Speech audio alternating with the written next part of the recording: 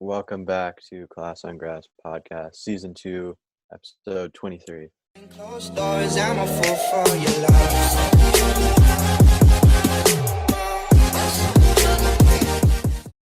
Yes, we are on the Zoom today, like we said last week, due to COVID restrictions after I traveled to Florida.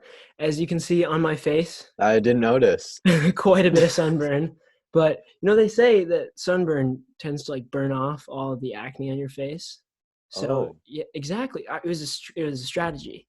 Okay. It was a strategy. Like, up here, clean as a whistle in about 2 days. That's not Minnesota sun that you got? No, it's actually unbelievable. Like, in Minnesota, same weather, you don't get sunburned like you did there. Like 2 hours in, I was already toasted, completely toasted. I don't know if I said I went to Florida, but it was a decent weekend for the team. So yeah, back here though on the Zoom, and got a bit to talk about, and we're gonna start with everyone's kind of favorite beginning when we talk about Brighton. But this time, Well, everyone who listens is a diehard Brighton fan.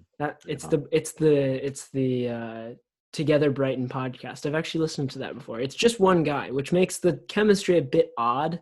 So he just talks to himself. Yep.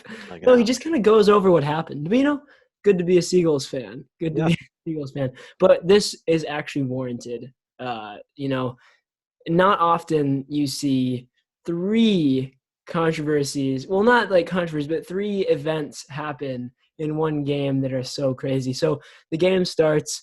We go 1-0 down to West Brom. Not, what you really want to happen. Not ideal. Not ideal. But we get a penalty, and Pascal Gross just rifles it at the crossbar. So I could not understand what his technique was supposed to be there. I said to my dad, leaned back and he hit it like a long ball. He did hit it exactly like a long ball. I said to my dad, I was like, he really was going for a ping. He was trying to ping it to someone in the stands. He saw Gaten Bong making a run down the sideline. He's having a flashback. I think Gaetan Bong has been reunited. I might be wrong, but I think he's been reunited with Glenn Murray over at Nottingham Forest. What a bond they have. But yeah, so he rifles it against the crossbar. And then we get another opportunity through Lewis Dunk. Someone who we usually see in the penalty area, this time outside the penalty area, taking a free kick, which last year he scored the exact same type of free kick. Don't know how they're not catching on. He either goes for a knuckleball over the wall, or he goes for that sneaky little far post while the keeper is not looking, like the ref just blows the whistle and he goes for it. And so I don't remember who the ref was exactly. I don't know if you know, but like Lee Mason. Yeah, it was I think it was Lee Mason. So he blows the whistle, and it's pretty clear that he blows the whistle and he's done blowing the whistle, and then Dunk hits it and it goes in. But before it goes in, he blows the whistle a second time. So it goes to VAR. Well, no, so he calls it off, right? And then it goes to VAR, and he gives the goal. And First calls it off, calls it a goal, goes to VAR, calls it not a goal. So what I'm saying is it went, so he calls it off, but then he gets the little people in his ear. Yeah. Like, no, that's a goal. So he calls it a goal. And then there's more people in his ear. Maybe you should look at this actually.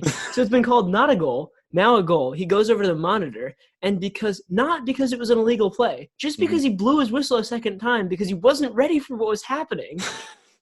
he gives it a no goal.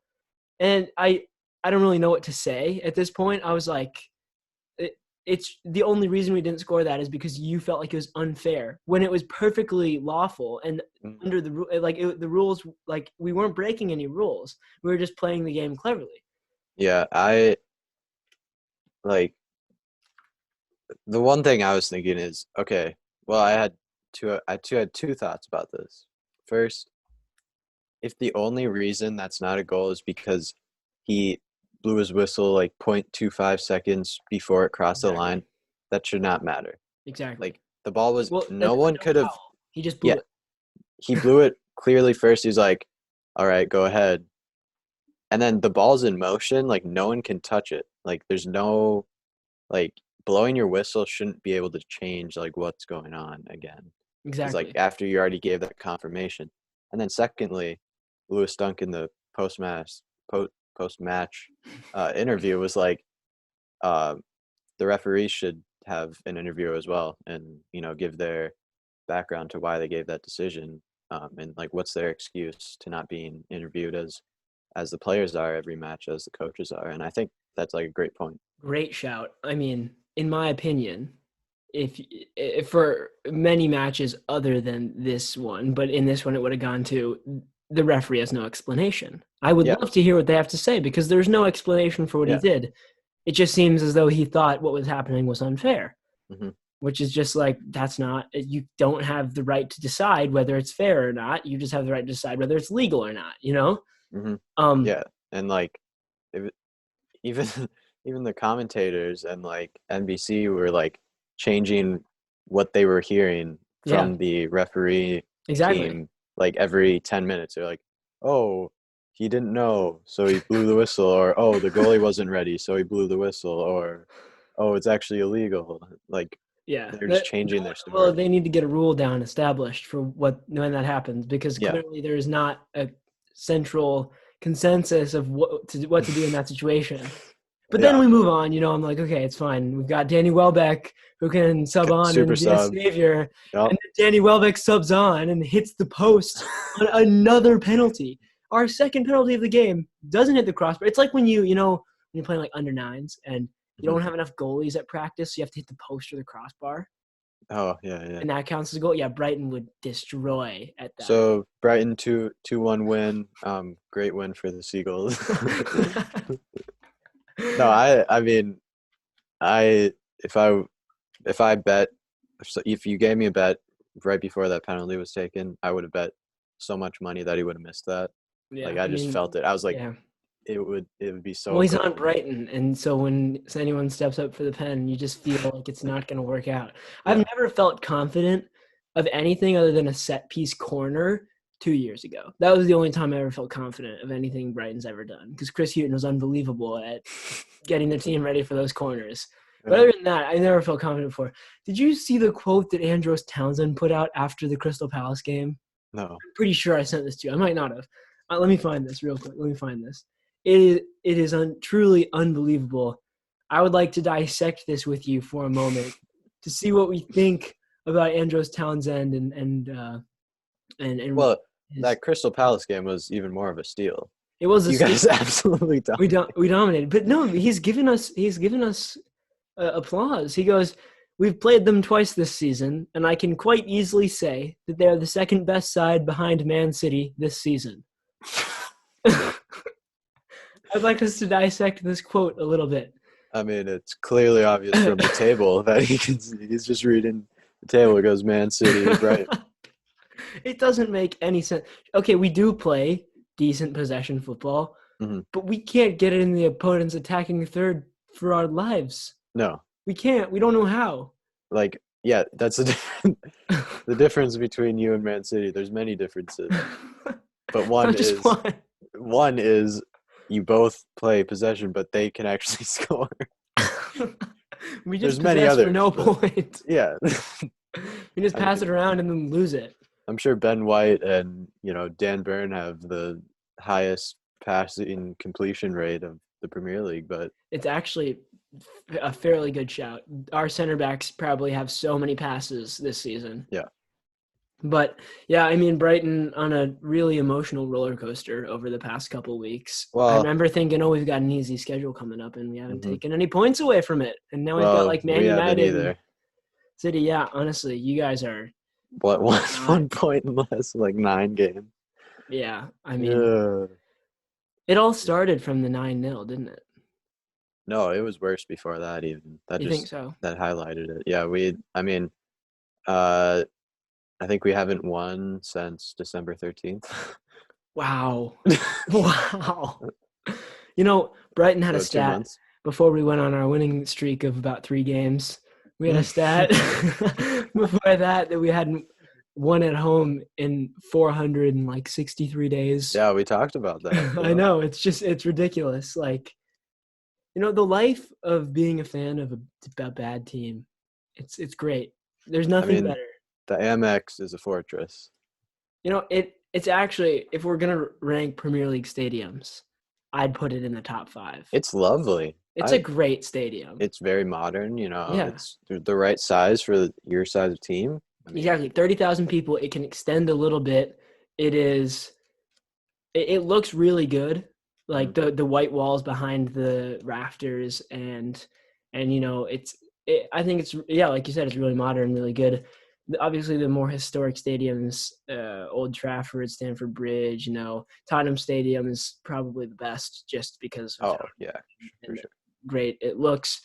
Man City Stadium, Etihad, they're all good, and they probably rank above it. But as soon as you get outside of the big 6, we're right there. There's not much better. And definitely down at the bottom, I think you have Turf Moor. I'm pretty sure. Turf Moor is, it's a beautiful stadium. It's a pretty beautiful city. Do you see where it is? No. Like when they've done the outside shots of the stadium, it's just in a random neighborhood in like the middle of nowhere. I mean, Amex is too, but Amex is in the middle. There's like dirt. It's in the hills. So it's kind of like, I actually went there. Have you ever seen Mine Stadium? No. You drive maybe 30 minutes into the middle of cornfields and you're away from all civilization, and then a stadium just appears. I wonder why. Like, it's so cheap to get that land. Southampton's isn't like that. It's pretty much. I mean, it's kind of in a shipping area, but that's kind of Southampton anyway. But you went there. Yeah, and I think, let's see, Dortmund's is a great stadium. It is. I mean, I haven't really been into the city of Dortmund, I feel like, but the training ground isn't even near the city. I went to the training ground, not even near. It's like so far away. Yeah, when I went to the stadium, like it did just seem in a random neighborhood, maybe outside the city. Yeah. Ajax is pretty central, actually, but like just to name a few, I don't know. Johan Cruyff Arena is so legendary. It's a great stadium. It's way bigger than I thought when I went. Yeah. Well, I mean, all of those, you get Boca Juniors, Ajax, big teams, that come to mind that aren't in the biggest leagues tend to have extremely nice, historical stadiums that are, it definitely ones you want to hit if you're going on a run to try to, depending on if you're going to South America or Europe, but if you're trying to go hit some stadiums, some games and stuff like that. Moving on to another controversy in the Premier League, we had the Hudson-Odoi handball, which wasn't given, and tons of complaints that his arm was not in an unnatural position. If you're watching on Patreon right now, you can see my arm. It was probably like this, definitely. Yeah. Are we high five? Yeah, no, we can do a high five. Look at that. Yeah, I mean, not in an unnatural position. I mean, I felt like it should have been called, but really, I do. But at the same time, Man United have a lot of stuff called for them. But it was uncalled for if it's true what was said to Harry Maguire. I don't know. I think it's true. That. Luke Shaw said it in a press conference. Luke Shaw said he overheard it. Apparently the ref said that if he would have given the penalty, there would have been a lot of controversy and stir up in the public about that call. So he didn't give it. Well, so I'm not – it's kind of like at this point in time, yes, I think giving the call might have been the better decision. But in like the grand scheme of things, that shouldn't be a handball. I'm remembering Ward-Prowse's handball against Brighton at Brighton. He had the same thing. He had his back turned, his hand was behind him, and it just hit his hand.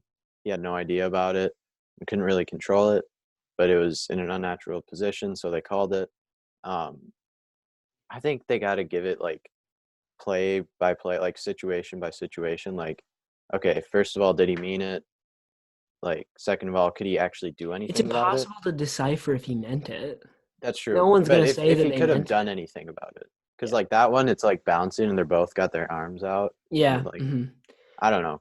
I could see it go both ways, but if the referee's statement is true, he should be fined. Oh yes. In my opinion, completely. Like you can't say that. This is the worst year for referees. So like, bad. The most controversy, and it's not even the first year with VAR. Yeah. Just like something about you think it's to do with fans not being in stadiums. I don't know. Maybe like people are just itching to have some part of the game, and so they're constantly just Or mad they about like, calls. or They're they seeing them on TV, and it's like, or the refs just they don't feel as much pressure to like not give a call, where they can like really either call whatever they want or don't call, and they won't feel the like immediate pressure on it because there's no fans in stadiums. I mean, yeah, that could be part of it as well. no, But that's totally true.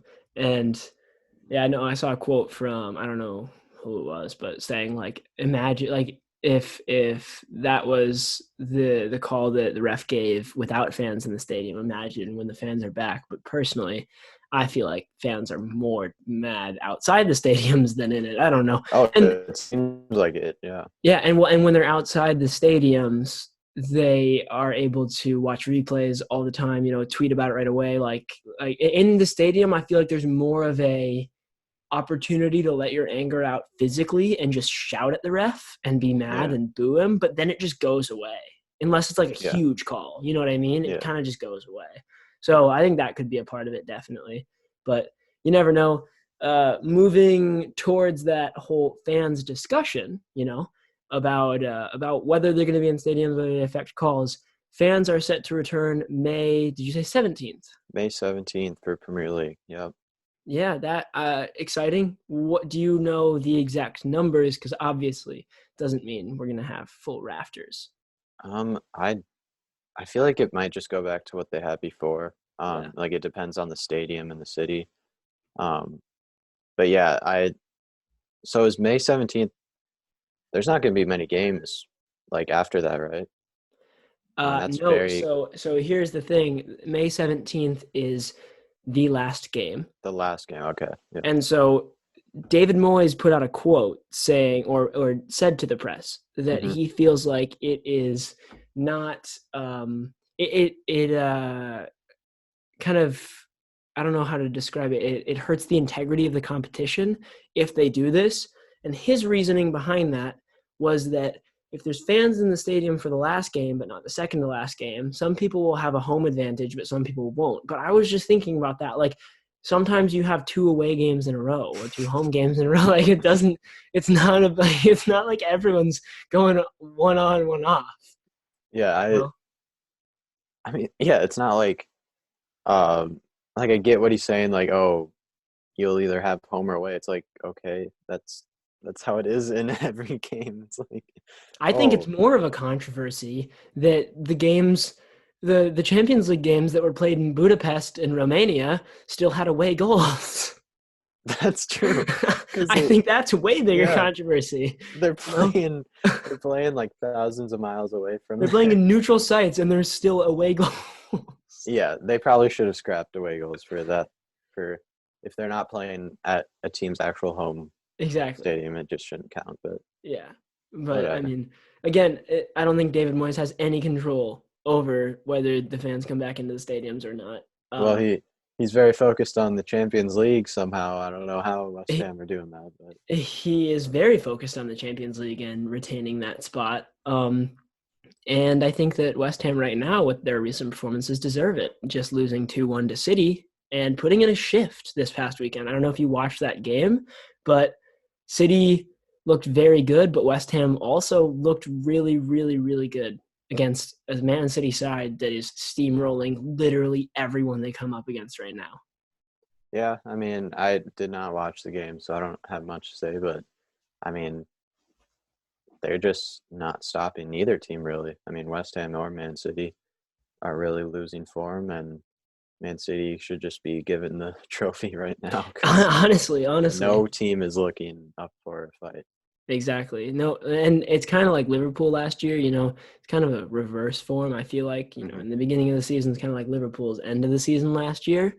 But people were like, just give the trophy to Liverpool because even if they lose every game, they're not going to concede the title, so it's the same thing. I feel like Man City have it pretty much in the bag. In about a month and a half, that's going to come back to bite me. Yeah. But that's my take on it. Moving around to Europe right now, we just have a few transfer rumors and cool stuff kind of talking about just everything in football. Pulisic is rumored to leave Chelsea and go to Bayern, I believe. You said, basically Fabrizio Romano, Mac is. But There he is Fabrizio Romano. No, but I do think Pulisic should leave that team. Personally, they have too much talent, and he won't get a lot of time. It'll be like Mahrez at Man City. Yeah, when I saw this, I was like, oh man, he's only been there for a year and a half now. But they brought in so many people. Yeah, on the other hand, it's like, okay, realistically, like he will not pick up as good a form, even if he's playing at a very good level. Mm-hmm. I think no matter what, they're gonna trust the process of Havertz, Ziyech and Werner before Pulisic, just because bigger price tag, and then and they were signed more recently. Like you said, there's a bigger price tag. They were arguably better players before they were signed. Yeah, exactly. And on top of that, they were all signed by Frank Lampard, and Pulisic is like the last one of the big signings that was signed by Sarri. Mm-hmm. And Sarri's long gone. So I don't really know if anyone else is appreciating him like he was promised. He was literally given the number 10 shirt. So yeah, I think the move is definitely in the cards for him, and something he should consider, because it's, some players love to be, I'm guessing Riyad Mahrez and Bernardo Silva are having a fine time at Man City right now. I don't know if either of them really want to leave. If they do, that's totally fine. But again, some players like to be in that position. Some players don't. You're still playing a instrumental role. You're just not getting a ton of time. And, I feel like, especially for an American who, huge spotlight on him to play games. Yeah. And I think we saw, actually I was thinking back, like post lockdown when Premier League came back in the summer for that little bit, he was playing like out of his mind. He had a hat trick. That was before. Oh, was it? Still, that was like around this time last year, but gosh, time flies. Yeah. He scores, he scored against Man City. Remember that breakaway goal? Oh, yeah. Mm-hmm. He scored twice against Liverpool, at Liverpool, in that kind of like 5-3 game, something crazy like that. And he was looking really up for it, and then got injured, really hasn't done anything since. He's been getting the playing time, just really, not putting in performances like he did over that summer. What's interesting to me is that he's rumored to go to Bayern. Like, out of any team to go try to get playing time, You're going to try to go to Bayern. And you said he might be a replacement for Kingsley Coman, but Kingsley Coman didn't start every game. He was like instrumental in their Champions League final and throughout their whole Champions League campaign and all of that. But you still have guys like Serge Gnabry and Lewandowski and Thomas Muller who are going to get time. Players that I haven't named that'll still get time. So you're not guaranteed to be a star man if you go there. I would almost like to see him back at a Dortmund type place, but it's hard because those glory days, it's like Holland. I feel like when he leaves, you never know, but I feel like when he leaves, he's going to be this guy that was so sick and now he's just like sick. But like when he's at Dortmund, he's just rated. Yeah, he really has fallen off, which is sad to see, especially from American fans' standpoint. Yeah. But I mean, hopefully, if he does leave, he actually picks up where he left off with that form. So hopefully exactly. we see that. One other thing to cover before we go into the questions that were put on the Discord. I'm not really sure about time right now, how long we've been going. I think it's like 20, 25 minutes. Yeah, something like that. But the last thing is that Juve are the next. What are the series called? I can't remember now. All or Nothing. All or Nothing. Amazon Prime documentary. Mm-hmm. Spurs were the last one, and that was an unbelievable documentary. Yeah, Jose Mourinho made that. But I am, as you guys know from when we are in the studio, a huge Pirlo fanboy. So I will be looking forward to seeing how Pirlo works behind the scenes, how he coaches that team. And it's not like it's going to happen next season. It's been happening all of this season so far. So next year, I don't know when, but we will get to watch that, probably 6 to, 10 episodes of All or Nothing Juventus, and that should be really good. with McKennie. Exactly. An American and arguably one of the best midfielders of all time. So Yeah. should be good. Moving on to the Discord questions. We had two. Well, I'm not actually going to say their names because they signed them from different people. So we're just going to read off the questions. Will you be bringing back the Hassani of the Week award when the MLS season begins? Sincerely, Chase Gasper. So wow. this was not sent in by the actual Chase Gasper, I presume, unless Chase Gasper contacted one of our patrons and was like, you got to send this in. Yeah. Well, most likely. Well, no, I think Hassani Dotson knows that we do the Hassani of the Week now because I was telling Tyler Miller. Yeah, he does. He thinks it's funny. Oh my god. Yeah, I know, it's pretty funny. But yeah, here's the thing. The Hassani of the Week award is always here. It's just always forgotten about. We are always planning to do. Yeah, we're always like, oh, he played really well. Let's give him the Hassani of the Week. Yeah, it just leaves our mind. Like on our Instagram bio, it's in the Instagram bio, the fourth thing down, home of the Hassani of the Week award. Mm-hmm. You know, we're still the home of it. We still have that title. We just are not living up to it as of right now. Who are we going to give the Hassani of the Week award to this week? Oh. Let's just, because it's on our minds. We can't forget now. Who does the Hassani of the Week award go to? We haven't actually thought about it for this time. Hold on. This is just look back. It could go to Aubameyang from the 3-2 win versus Benfica in the Europa. Well, it would be Lacazette. Lacazette scored and assisted. Yeah, I think Aubameyang played very well there. I don't know. Yeah, or I think. Let's do it off the Premier League. Gareth Bale. Yes. No, let's do it off the Premier League. Gareth Bale, 2 goals, actually in Spurs form. And if you didn't see the celebration, he had the W for Wales. Son had the K for Korea. And Lucas Moura came in to the celebration to try to add to it and put an L up, which doesn't have to do with his nationality. And it was a bit of an L for him, as he's Brazilian, and didn't put a B up. And Gareth Bale immediately pushed him away from the celebration. You cannot mess up the celebration. Exactly. You had no idea what's going on. You should know better. They were just putting L's up. Yeah. What's happening? But good to see Gareth Bale having good form this past week. Hopefully he can start getting back into form, because imagine that front three of Gareth Bale. I mean, it's late now. It's late to have that form. It is late. But you never know with Gareth Bale. He seems to show up at the weirdest times. He seems to just score a wonder goal and then go play golf for another 6 months and then come back. It's true. It is true. Wales, golf, Madrid, indeed. In that order. Yeah, in that order, indeed. So, big ups to Gareth Bale if you're listening for receiving the prestigious Hassani of the Week award, and Hassani Dotson. I'm sure he's right. Hassani, if you're listening, I cannot wait to give you the Hassani of the Week award. That's going to be. I mean, it'll be every week because he just plays so well. Exactly, he plays so well that it was so funny when I was having to explain it to Tyler Miller, because he was like, I wore the sweatshirt. He was like, why do you have Hassani Dotson on the back of your sweatshirt? And I was like, oh, it's this award we give the best player in all of Europe every week. And he was like, why? Oh, my God. That's hilarious. I know. It's so funny.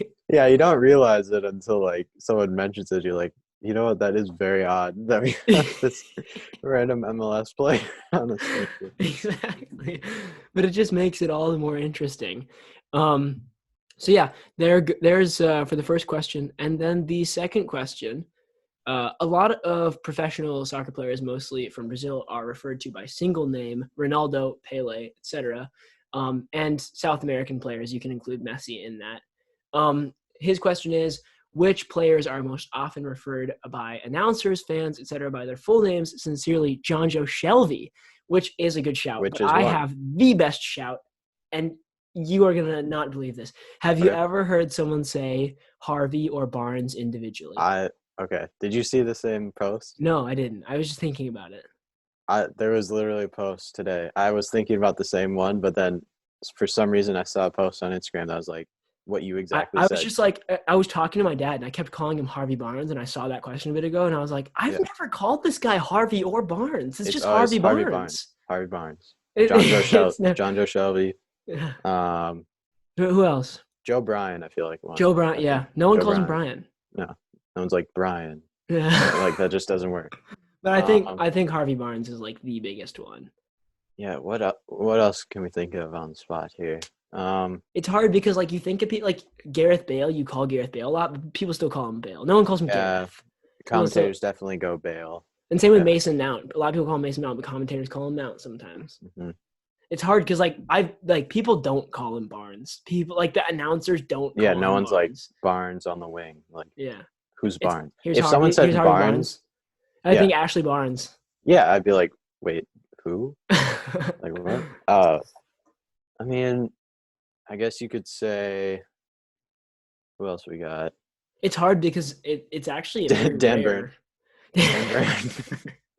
It's always like the 1-2 Ben White like name. Yeah, it's like duh. It's never like. Although John Joe Shelby is not a duh. It's a duh. Yeah, I guess that. But John Joe Shelby just sounds so cool to say. He's got a sweet name. So the person who sent that in was watching the Newcastle game and literally thought of that question, and the rest of the game, I think he was called Shelby once. Exactly. And the rest is John Joe Shelby. The whole half. Yeah, it's John Joe Shelby. Yeah, here's John Joe Shelby on the ball. If you have any other ones that we can't think of, definitely. Yeah, let us know. Send it the DM. Send it to our email if you know that. If you don't, just go to our website and then go to the Connect page. Yeah, you guys, honestly, if you're still listening right now, it probably means you're a super fan of the podcast, or you're dumb enough to listen to this far. Or you fell asleep. Yeah, exactly. Your dog is listening to it. So. No, but yeah, seriously, if you're listening right now, thank you so much for continuing listening, especially when we're on the Zoom. I know it's hard. The sound quality is a little bit worse. The camera quality, I don't know if it's a little bit worse. We don't have the best camera right now. We're working on upgrading that for the studio. Yeah. But the sound quality is a bit worse. So sorry about that. And if you're listening now, thank you for continuing supporting us. Send us a message. Become a patron to be on our Discord. Send us a message through email, DMs. Interact with us. We'd love to talk to you guys. It's always so fun when we get people messaging in, letting us know their opinions when we do the polls or the messages. Everyone who responds. I think we have Paul in charge of our Instagram story polls, and I don't know how many went up this past weekend, but I saw on every single one of them about 40 people voting, which was unbelievable considering there was like 40 of them or 50 of them up. I was like, I would have stopped voting at this point. Oh yeah, when I see those on other accounts, I'm like, gosh, how many of these are there? But, I mean, if you're committed to showing your opinion on who's better, Dan Burn or Guy Ten Bond, then go ahead. All right, we're gonna leave it at that. It's been a good podcast, and we'll get this up tonight right away as soon as possible because we're recording this on Monday night. So, yeah, we'll get it up tonight, and we will see you guys next week in the studio, which will be good to be back. Yeah. All right. Sounds good. Peace.